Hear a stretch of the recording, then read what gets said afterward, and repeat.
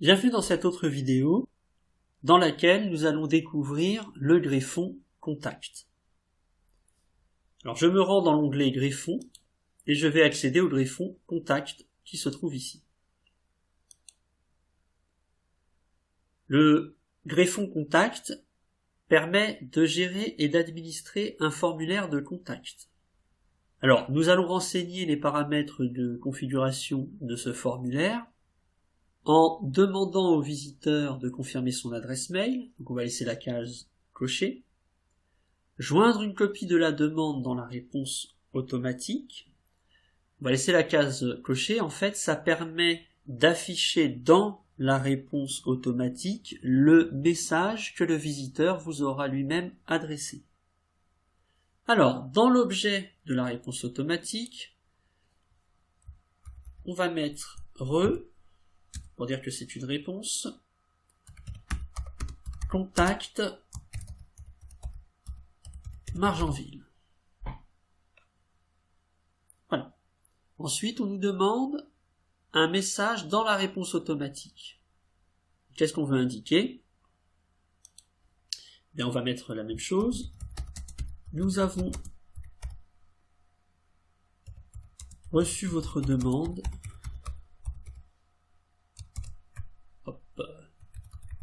Voilà, nous avons bien reçu votre demande. Très bien. Donc ça, c'est le message de confirmation que l'internaute recevra dans sa boîte mail. Maintenant, on va renseigner ici les objets suggérés dans le formulaire, c'est-à-dire que quand l'internaute va venir renseigner le formulaire pour entrer en contact avec vous, eh bien il aura le choix de l'objet. Alors ça peut être par exemple prise de rendez-vous.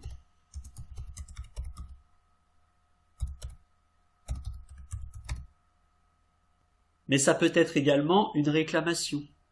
Alors si je veux lister plusieurs objets, je les sépare simplement par un point-virgule. Voilà, et j'ajoute, une réclamation. Très bien. Je vais ensuite renseigner l'adresse mail de collecte des messages. C'est-à-dire que les visiteurs vont visiter notre site, ils vont remplir le formulaire de contact et nous adresser des messages par ce biais. La question qu'on nous pose ici, c'est de savoir à quelle adresse on souhaite recevoir ces messages. Alors moi, je vais mettre mon adresse.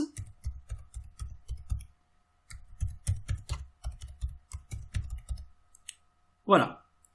Et donc, je recevrai les messages renseignés dans le formulaire à cette adresse-là. Ensuite, je peux aussi indiquer ici un message de validation du formulaire, c'est-à-dire que lorsque l'internaute aura terminé de renseigner le formulaire, ce message apparaîtra. Et je vais ajouter « Merci de votre message » pour votre message.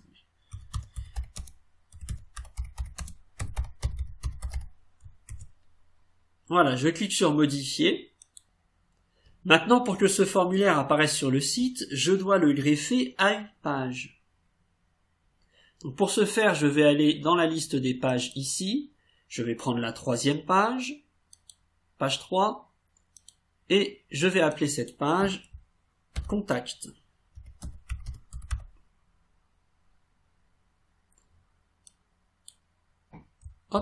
Je vais mettre un item identique, contact, je vais cliquer sur enregistrer.